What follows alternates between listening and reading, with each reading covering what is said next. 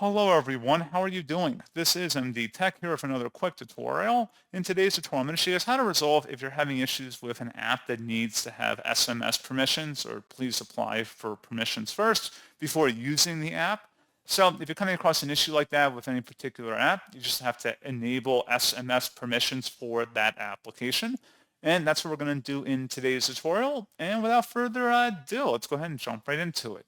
So all you have to do is swipe up on your home screen and select the Settings gear button.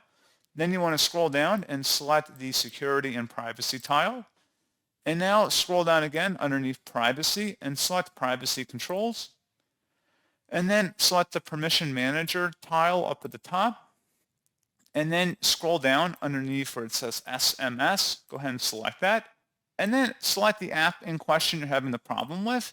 And then make sure it's set to allow underneath SMS access for this app.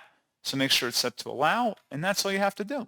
So pretty straightforward process, guys. And as always, thank you for watching. I do hope that I was able to help you out, and I do look forward to catching you all in the next tutorial. Goodbye.